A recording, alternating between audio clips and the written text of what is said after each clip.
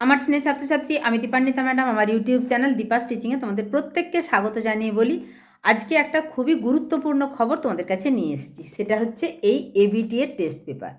ABTA test paper আমি মাধ্যমিকের যে এবিটিএ টেস্ট পেপার সেখান থেকে প্রত্যেকটা পেজে সলভ করে দিয়েছি।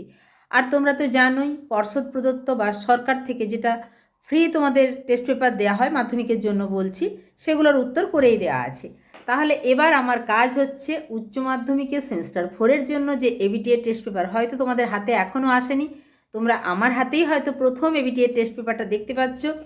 এবং এর মধ্যে কী কী আছে সেটা তো বলবই, তার সঙ্গে আমি প্রত্যেকটা পেজ সলভ করে যাব। তোমরা জানো একদম সেমিস্টার সিস্টেমে, যেহেতু তোমরা একদম নতুন সিলেবাসে, নতুন পরীক্ষা ব্যবস্থা, সমস্ত ব্যাপারটাই নতুন, নিত্য নতুন তোমাদের জন্য নতুন নতুন নোটিফিকেশান এসেছে।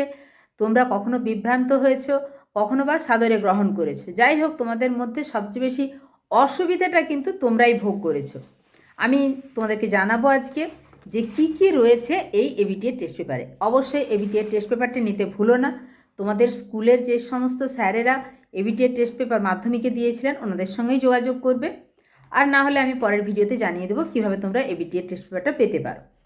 এখানে একদম প্রথম পেজে, মানে যেটা হলুদ কাভার, এই পেজের জাস্ট পরের পেজেই তোমাদের বহু প্রতীক্ষিত পরীক্ষা, তার রুটিন। 12 তারিখে আমি মেন সাবজেক্টগুলো বলে দিচ্ছি। 12ই ফেব্রুয়ারি আছে বাংলা, 13ই ফেব্রুয়ারি আছে ইংরাজি, 17ই ফেব্রুয়ারি আছে ফিজিক্স এবং নিউট্রিশন, 18 তারিখে আছে হেলথ কেয়ার, অটোমোবাইল, এই সমস্ত ব্যাপারগুলো যেগুলো মেন সাবজেক্টের মধ্যে নয়।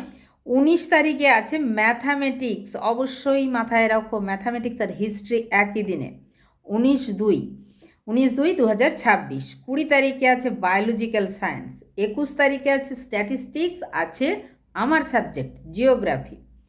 23 তারিখে, 21 তারিখ স্যাটারডে, তারপরের দিন ছুটি আছে সানডে। 23 তারিখ মানডেতে আছে কেমিস্ট্রি এবং সংস্কৃত। আরেকবার রিভিশন হয়ে গেল যে তোমরা কোন দিন ছুটি পাচ্ছ। মন্ডে কেমিস্ট্রি এবং সংস্কৃত, অর্থাৎ কেমিস্ট্রি এবং সংস্কৃতের আগের দিন একটা ছুটি পাচ্ছ। 24 তারিখ আছে ইকোনমিক্স, 25 তারিখ আছে computer science modern computer application, 27 তারিখ আছে ফিলোজফি এবং সোশিয়োলজি। তার মধ্যে তোমার যে যে সাবজেক্টটা আছে নিশ্চয়ই মিলিয়ে নিবে। এরপরে তোমাদেরকে এটা পড়ে শোনায় প্রথম পাতাতে কি লেখা আছে।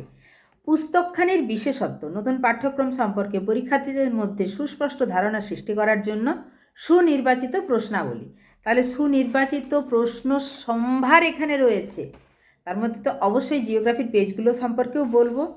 প্রশ্নপত্রের মান সম্পর্কে সুস্পষ্ট নির্দেশ, অভিজ্ঞ শিক্ষক শিক্ষিকা কর্তৃক রচিত সম্ভাব্য প্রশ্নাবলী, অঙ্ক, পদার্থবিদ্যা, রসায়ন, হিসাবশাস্ত্র, পরিব্যয় নির্ণয় ও কর আইনের রূপরেখার উত্তরমালা। আমাদের জিওগ্রাফির উত্তরমালা কিন্তু নেই, ফলে সেটার দায়িত্ব আমার, আমি অবশ্যই করে দেবো। যারা আমার চ্যানেলে নতুন তারা জানো যে আমি একদম সেমিস্টার 1 থেকে তোমাদের সাথে আছি, এবং সেমিস্টার 4-এও তোমাদের প্রত্যেকটা চ্যাপ্টার, বিশেষত ফান্ডামেন্টালস অফ ফিজিক্যাল জিওগ্রাফি, যেটা তোমাদের সবচেয়ে কঠিন লাগে, তার প্রত্যেকটা ভিডিও শুধু নয়, অর্থাৎ ক্লাসে আলোচনা এরকম নয়, পিডিএফ শুদ্ধ প্রোভাইড করেছি। তার জন্য তোমরা আমাকে যেভাবে বলেছো হোয়াটসঅ্যাপ গ্রুপ খুলতে, হোয়াটসঅ্যাপ গ্রুপেও আমার প্রায় 150 মতো স্টুডেন্ট আছে। তোমরা যদি হোয়াটসঅ্যাপ নাম্বারে যুক্ত হতে চাও, অবশ্যই স্ক্রিনে দেওয়া নম্বরে আমার সাথে কন্ট্যাক্ট করবে, আমি পুরনো পিডিএফগুলো পাঠিয়ে দেবো। বর্তমানে ফান্ডামেন্টালস অফ হিউম্যান জিওগ্রাফিও শেষের পথে, পপুলেশন এবং পপুলেশনের যে পরের চ্যাপ্টারটি সেটিও শেষ হয়ে গেছে। এবার ভারতের ভূগোল। তো ভারতের ভূগোলটা তো তোমরা আগের থেকেই পড়ে এসেছো। আমরা এবারে মডেল সেট, এখানে দেখো বিভিন্ন জেলার নাম লেখা আছে, যেভাবে তোমরা মাধ্যমিকের টেস্ট পেপার দেখে এসছো। প্রত্যেকটা জেলারই কোশ্চেন সেট আছে। এর মধ্যে জিওগ্রাফির কোন কোন পেজগুলো আছে তোমাদেরকে একটু বলে নিই। জিওগ্রাফির আছে AC7, AC30, দুটো হলো AC50, তিনটে AC73, চারটে AC92, পাঁচটা AC104, ছটা AC120, সাতটা AC126, আটটা AC132, নটা AC138, দশটা AC143, 11টা AC150, 12টা AC55, 155, 13টা AC159, 14টা AC166, 15টা page আছে। এর মধ্যে তোমাদেরকে একটু AC7 পেজটার প্রশ্নটা দেখিয়ে দিই, তোমরা তাহলে বুঝতে পারবে যে কতটা স্ট্যান্ডার্ড প্রশ্ন তোমাদের জন্য করে দেওয়া আছে। এবং অবশ্যই 2 নম্বরের প্রশ্নগুলো আমি করে দেবো, এবং যেগুলো লং কোশ্চেন তোমরা তো জানো, এগুলোর উত্তর অলরেডি কিন্তু আমার চ্যানেলে আছে, অবশ্যই চ্যানেল ভিজিট করে এসো। তাহলে প্রথম সেটটা আমরা দেখে নিই AC7 পেজ নাম্বারটা তোমাদেরকে তো বললাম, আমি একদম পেজ নাম্বার ধরে দেখিয়ে দিচ্ছি। দেখো AC7, এই পেজে জিওগ্রাফির কোশ্চেন শুরু। একের দাগ অর্থাৎ পার্ট এ একের দাগে আছে নদীর যে কোনো একটি প্রশ্নের রচনাধর্মী উত্তর দাও। দুটি প্রশ্ন দেওয়া আছে, নদীর ক্ষয়কার্যের ফলে গঠিত ভূমিরূপগুলি চিত্রসহ ব্যাখ্যা করো। আর 2 আছে বিশ্বের বিভিন্ন অংশে জলবায়ুর উপর সমুদ্র স্রোতের প্রভাবগুলি আলোচনা করো। আমি কিন্তু এই দুটো কোশ্চেনই বলেছি ভীষণ ইম্পর্টেন্ট, তার মধ্যে তোমরা একটা লিখবে, এইটি 5 নম্বরের প্রশ্ন। এরপর তো তোমরা জানোই পার্ট এতে 2 নম্বরেরও দুটো, 3 নম্বরেরও দুটো। এখানে প্রথমে 3 নম্বরের দুটো, ভূত্বকীয় পাতগুলির সঞ্চালন কীভাবে ঘটে তা ব্যাখ্যা করো। করে দেওয়া আছে তোমাদের ক্লাস নদীর পুনর্যৌবন লাভের পদ্ধতিগুলি আলোচনা করো। এখানে পুনর্যৌবন লাভের পদ্ধতি থেকে শুরু করে ক্রান্তীয় ঘূর্ণবাদ, নাতিশীতোষ্ণ ঘূর্ণবাদ সমস্ত, এর মধ্যে 3টি পার্থক্য, জীববৈচিত্র্য ধ্বংসের ক্ষেত্রে মানুষের ভূমিকা আলোচনা করো। 4টি কোশ্চেন আছে, তোমাদের যে কোনো 2টি প্রশ্নের উত্তর দিতে হবে, তাহলে 3 দুগুণে 6। পার্ট এতে 2 দুগুণে 4 প্রশ্ন আছে। মধ্য সামুদ্রিক শৈলশিরা কাকে বলে, ক্ষয়ের শেষ সীমা বলতে কী বোঝো, কোপেনের ব্যাখ্যা অনুসারে AM জলবায়ু বলতে কী বোঝো। দেখো কোপেনের জলবায়ু কিন্তু এরকমভাবে কোশ্চেন আসে, আলফা বৈচিত্র্য কাকে বলে। এই রকম ইম্পর্টেন্ট কোশ্চেনগুলো করলেই তোমাদের হবে। পার্ট বি, এখানে 3 নম্বরের 2টি প্রশ্ন, 2 নম্বরের 2টি প্রশ্ন। এখানে কোনো কারণে প্রথমের কোশ্চেনটা 2 গুণিত 2 4 করা আছে, এটা হবে না, 3 গুণিত 2 হবে। গ্রামীণ জনসংখ্যার উপর প্রব্রজনের প্রভাব আলোচনা করো। জনবিবর্তন মডেলে 2য় এবং 3য় পর্যায়ের মধ্যে পার্থক্য, এইগুলো সমস্ত করে দেওয়া আছে। প্রব্রজন তো ডিটেল আলোচনা করে দেওয়া আছে। জনবিবর্তন মডেলের 2য় 3য় পর্যায়ে তার পার্থক্য, একদম পার্থক্যটাই ধরে ধরে আমার চ্যানেলে আলোচনা করা আছে।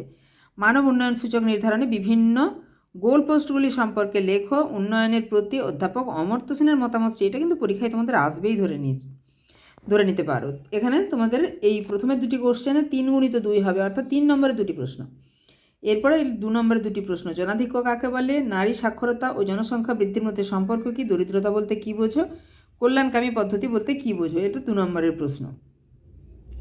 এরপরে চলে যাব ভারতের পোর্শনে এবং বিভিন্ন যে অঞ্চলগুলো আছে সেখানেও 3 নম্বরের 2টি প্রশ্ন। এই যে এইভাবেই হবে এই পার্ট বিটাও, 3 নম্বরের 2টি প্রশ্ন। ভারতের খাদ্য প্রক্রিয়াকরণ শিল্পের সমস্যা, হিমালয় অঞ্চলে বিক্ষিপ্ত বসতি গড়ে ওঠার কারণ, সবই পারবে তোমরা। পশ্চিমবঙ্গে আর্সেনিক দূষণ ক্রমশ বৃদ্ধি পাওয়ার কারণগুলি আলোচনা করো। ভারতের গাড়ি শিল্পে উন্নতির কারণগুলি আলোচনা করো। আর 2 নম্বরের প্রশ্ন, কলকাতা শিল্পাঞ্চলে কাগজ শিল্পে উন্নতি যে কোনো 2টি কারণ উল্লেখ করো। ভারতের সুস্থায়ী কৃষিকার্যের ক্ষেত্রে 2টি সমস্যা উল্লেখ করো। বন্যপ্রাণী করিডোর কাকে বলে। পশ্চিমবঙ্গের জঙ্গলমহল অঞ্চলে ভূমি অবক্ষয়ের 2টি কারণ উল্লেখ করো। তাহলে শেষেরগুলো হচ্ছে 2 নম্বরের, প্রথমেরগুলো হচ্ছে 3 নম্বরের প্রশ্ন। তাহলে একটা সেট তোমাদেরকে দেখিয়ে দিলাম, অবশ্যই উত্তরগুলো আমি আলোচনা করে দেবো। এখনও বলবো যারা আমার হোয়াটসঅ্যাপ গ্রুপে যুক্ত হওনি তারা পুরানো পিডিএফগুলো পাওয়ার জন্য অবশ্যই হোয়াটসঅ্যাপ গ্রুপে যুক্ত হয়ে যাও। চ্যানেলে নতুন হলে চ্যানেলটা সাবস্ক্রাইব করে রেখো। ভিডিওটা ভালো লাগলে অবশ্যই লাইক করে দিও, অবশ্যই লাইক করবে, কারণ তোমাদের একটা গুরুত্বপূর্ণ খবর দিতে চলেছি। আর বন্ধুদের মাঝেও শেয়ার করে দিও এই গুরুত্বপূর্ণ খবরটা। দেখা হচ্ছে খুব তাড়াতাড়ি এই টেস্ট পেপারই পরবর্তী পেজগুলো নিয়ে।